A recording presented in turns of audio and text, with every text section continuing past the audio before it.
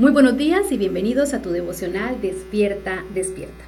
Bueno, en este día hablaremos de la herencia y el beneficio de ser cristianos. El beneficio de haber dicho sí. Sí acepto a Cristo Jesús como mi Señor y Salvador. En el libro de Efesios capítulo 1, versículo del 7 al 11 dice la palabra de Dios: en quien tenemos redención por su sangre, el perdón de pecados según las riquezas de su gracia, que hizo sobreabundar para con nosotros en toda sabiduría e inteligencia, dándonos a conocer el misterio de su voluntad, según su beneplácito, el cual se había propuesto en sí mismo, de reunir todas las cosas en Cristo, en la dispensación del cumplimiento de los tiempos, así las que están en los cielos como las que están en la tierra. En Él, asimismo, tuvimos herencia, habiendo sido predestinados conforme al propósito del que hace todas las cosas según el designio de su voluntad. Aquí, en esta palabra, vemos una bendición triple. 1. Cristo nos redimió por su sangre. 2. Él ha revelado el misterio de su voluntad. Y 3. Él nos recompensa con una herencia. Es una bendición triple de la que somos favorecidos gracias a haber aceptado a Cristo Jesús en nuestros corazones. Este capítulo de Efesios muestra a la iglesia como el cuerpo de Cristo. Dios el Padre planificó la iglesia. Y ahora nos encontramos en una sección donde vemos que el Hijo ha pagado por la iglesia. Lo primero que notamos aquí es que hemos sido redimidos por su sangre. En Él tenemos redención por su sangre, el perdón de pecados, según las riquezas de su gracia. Un Dios justo perdona en base a que el castigo ya ha sido ejecutado. Ahora, ¿cómo fue ejecutado? Cuando Cristo derramó su sangre hace más de 2000 años. Pero amigo, tenemos que reconocer que somos pecadores perdidos y que Dios no puede perdonarnos hasta que el castigo haya sido ejecutado. Y la buena noticia es que ese castigo ya ha sido ejecutado. Por esta razón, en la palabra de Dios encontramos siempre el perdón mencionado junto a la sangre de Jesucristo, porque el perdón depende de la sangre de Jesucristo. Aquí nos podemos dar cuenta cuán valiosa es la sangre de Cristo. Lo hemos dicho muchas veces, siempre lo repetimos una y otra vez. Acerquémonos a Dios siendo nadie y permita que Él le convierta en alguien. Él puede perdonarle sus pecados porque Él ya pagó el castigo de sus pecados. Y esa es la única forma en que usted y yo podemos obtener el perdón de pecados, reconociendo que Jesucristo ya pagó por mí esa deuda. Jesucristo ya pagó por mi pecado. Y ese pago fue muy grande. Lo llevó hasta la muerte, el sacrificio en la cruz del Calvario. El Señor Jesucristo le dijo a sus discípulos en el Evangelio según San Lucas capítulo 24 versículo 46 y 47. Así está escrito y así fue necesario que el Cristo padeciera y resucitara de los muertos al tercer día y que se predicara en el nombre del arrepentimiento y el perdón de pecados en todas las naciones, comenzando en Jerusalén. Y el apóstol Pablo también dijo en la carta a los Colosenses capítulo 1 versículo 14, en quien tenemos redención por su sangre, el perdón de pecados. Cuando Jesús se encontró con Pablo en el camino de Damasco, le dijo que le dijera a todo el mundo, a los judíos y a los no judíos. Dice en Hechos 26:18, para que abra los ojos, para que se conviertan de las tinieblas a la luz y de la potestad de Satanás a Dios, para que reciban por la fe que está puesta en mí el perdón de pecados y herencia entre los santificados. Para que recibamos, dice la palabra de Dios. Jesús le dice a Pablo, para que predica a los judíos y no judíos, a los gentiles también, para que por medio de la fe reciban el perdón de pecados y la herencia entre los santificados. Hermosa palabra. El derramamiento de la sangre de Cristo, su muerte en la cruz, es el fundamento del perdón. No existe perdón sin sacrificio. Dios no puede perdonar hasta que el castigo haya sido pagado. Y Cristo pagó el castigo de mis pecados. La palabra pecados es paractoma, que significa un delito o caída. El apóstol Pablo describió el primer pecado del hombre como una transgresión.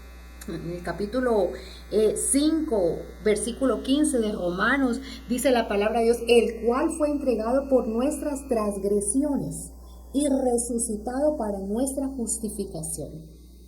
La palabra pecados en el original es transgresión, es delito, es caída.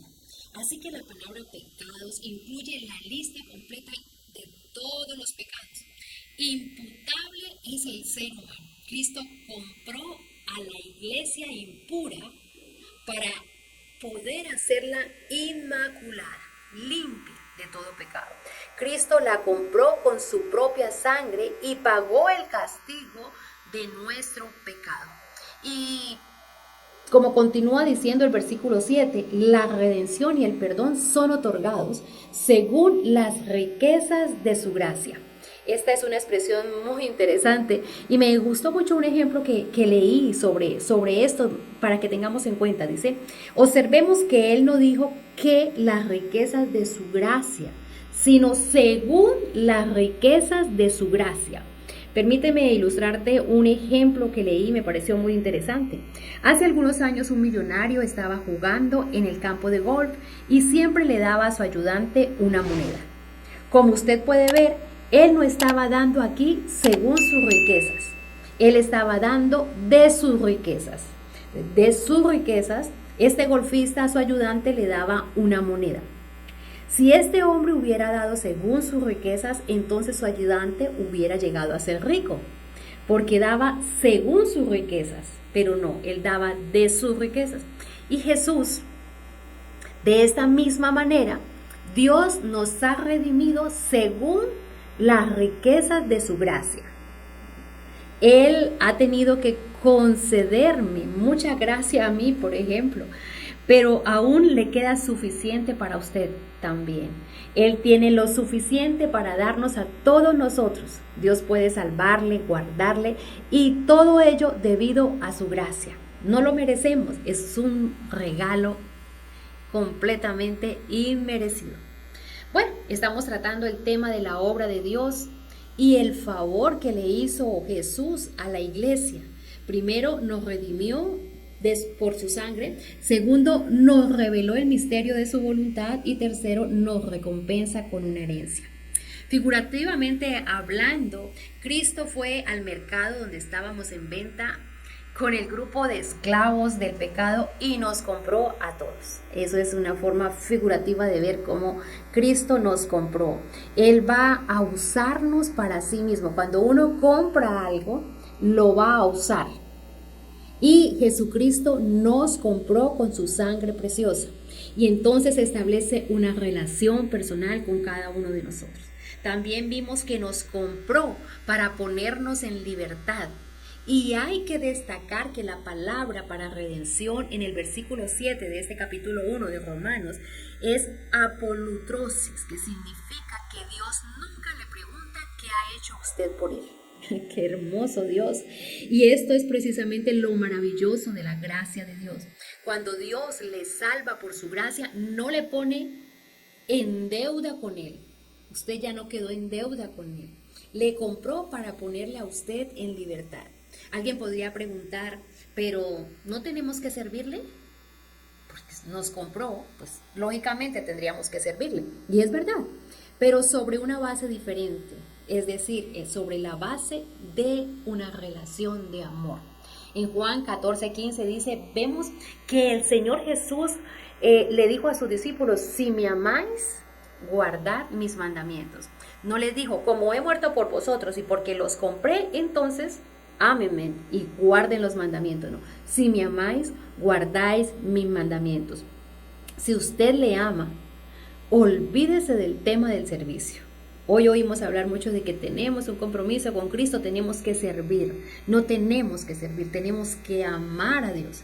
Y por como resultado guardar los mandamientos. Estimado amigo, usted y yo tenemos muy poco que comprometer ante Él. Tenemos que responder con una actitud de amor hacia Él, y esto implica una base totalmente diferente. Nosotros le amamos porque Él nos amó primero. Bueno, ahora llegamos a la segunda obra de Dios que hizo a favor de la iglesia.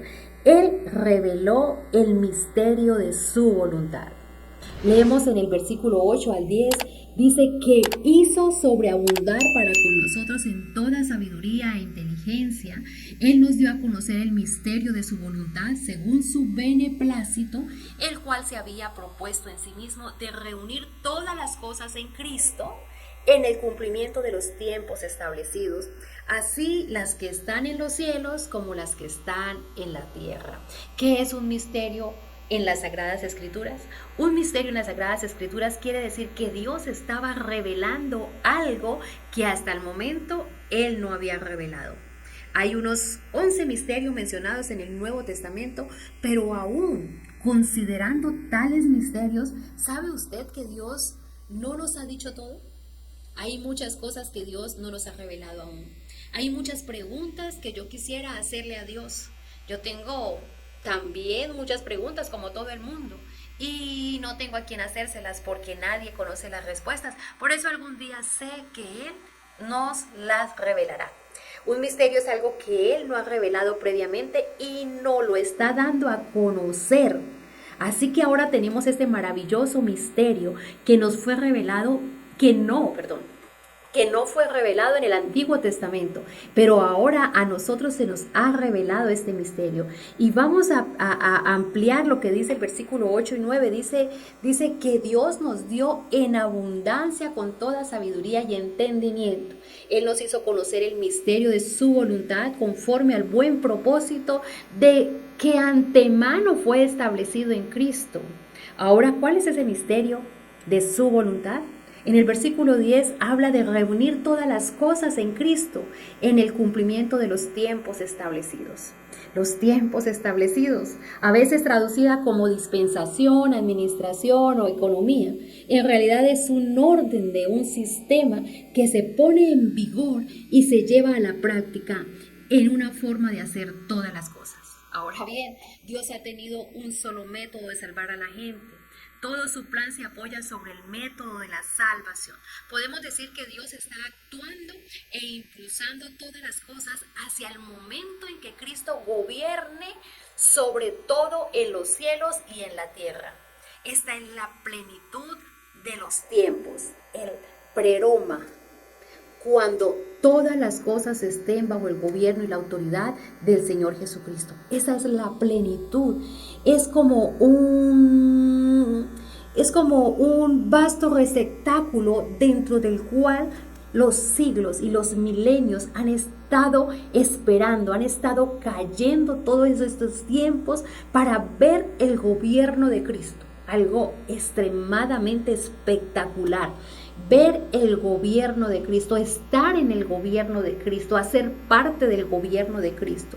Todo el pasado, el presente, el futuro concluyen en el instante en que toda rodilla tendrá que doblarse y toda lengua confesar que Jesús es el Señor.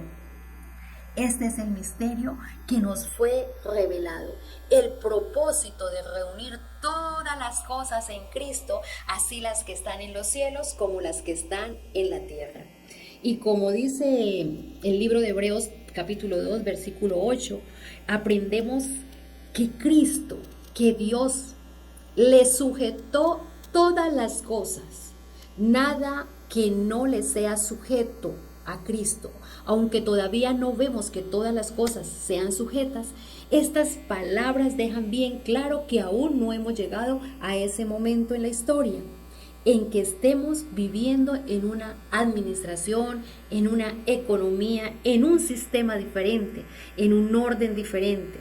Pero Dios nos ha revelado este acontecimiento que va a ocurrir y que no había sido revelado en el pasado.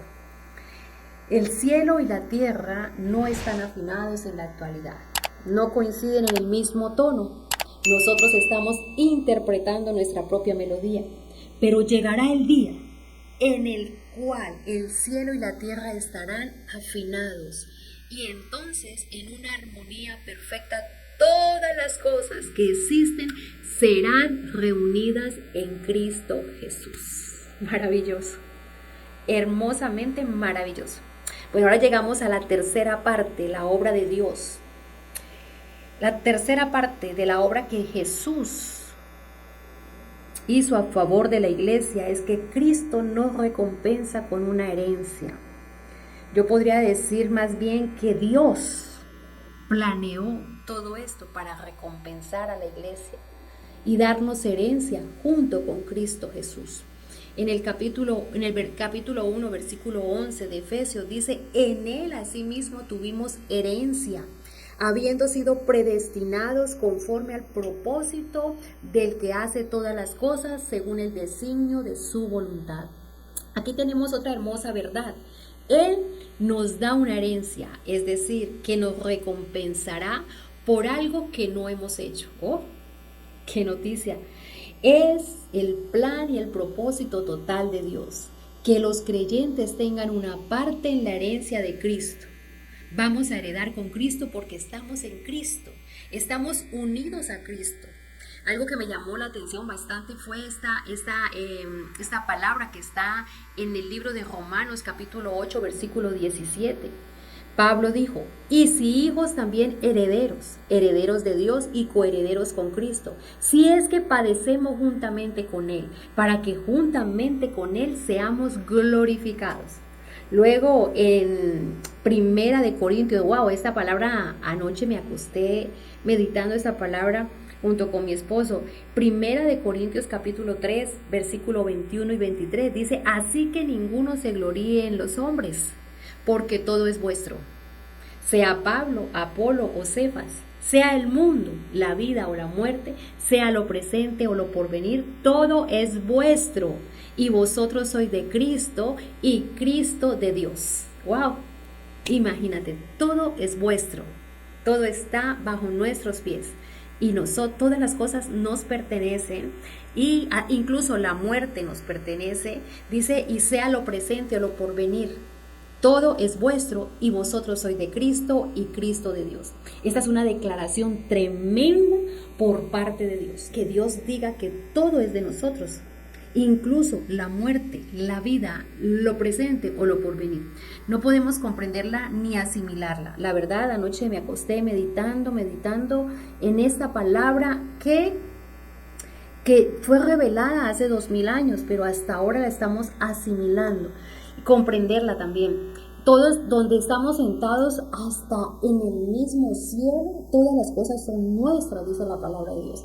A veces uno siente deseo de gritar ante esta realidad maravillosa y decirle a la gente que hemos sido predestinados a todo esto, que Él lo ha determinado de esta manera.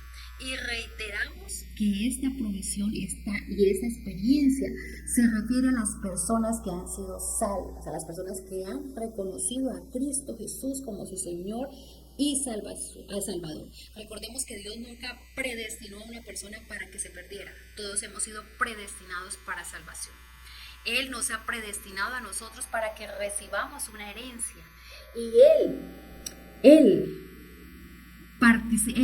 comparte esta herencia con nosotros, y si Él no la hubiera predestinado para mí, yo nunca lo hubiera conseguido. En mis fuerzas, en mi humanidad, nunca hubiera conseguido ser parte y partícipe de la herencia con Cristo. Es algo que no merezco, es una recompensa que proviene de su gracia y no de mis propios méritos. Esta es la voluntad de Dios, y esa es la única base en la cual todo esto se hace realidad. Es bueno, es correcto y es lo mejor. ¿Por qué? Porque ese fue el propósito de Dios. Estimado amigo, usted no podría recibir algo mejor en este mundo. No hay nada más grande que lo que usted está escuchando hoy. Así que, recapitulando, estas son las 3 obras maravillosas que Cristo ha hecho por nosotros. Nos redimió con su sangre, nos ha revelado el misterio de su voluntad y nos recompensa con una herencia. Qué hermoso es esto, y la verdad no te lo puedes perder. El pago por nosotros fue la sangre de Cristo. Él pagó por la iglesia y yo le pertenezco porque Él pagó un precio por mí. Tenemos que decir que la iglesia es algo muy importante para Él. Los planes humanos aquí en la tierra no tienen importancia.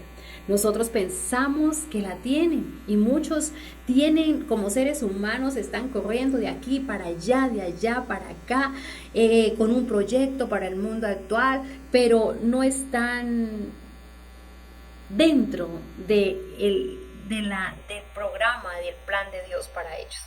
Pero los grandes planes de Dios serán llevados a cabo, contigo o sin ti. Y tenemos que estar agradecidos por ello. Por eso esta palabra la invito para que la leas, Efesios 1, del 7 al 11. Quiero invitarte a que te suscribas a nuestro canal y lo compartas con tus amigos. Es una forma de evangelizar y hacer la obra de Dios. Este canal no está monetizado, solo queremos que la palabra de Dios alcance a muchos. 1000 y 1000 bendiciones.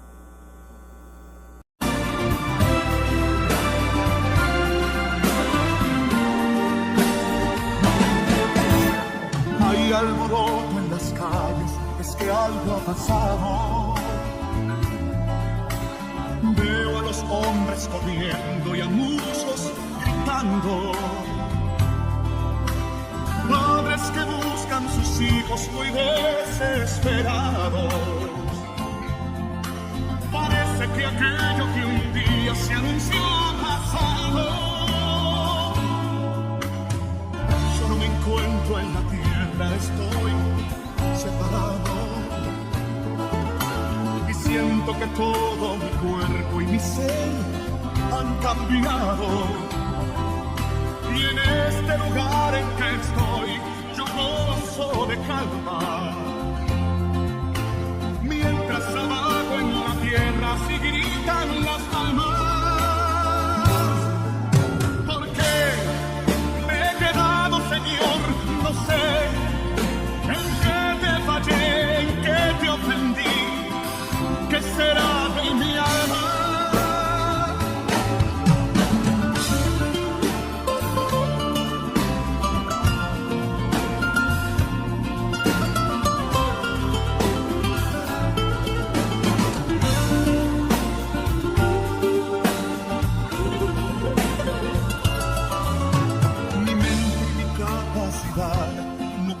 Escribir la gloria y el grande poder que hay en este lugar. Un trono que está rodeado de miles de ángeles, mientras abajo en la tierra se alborotan las calles. Despierta, pronto llegará el momento que no habrá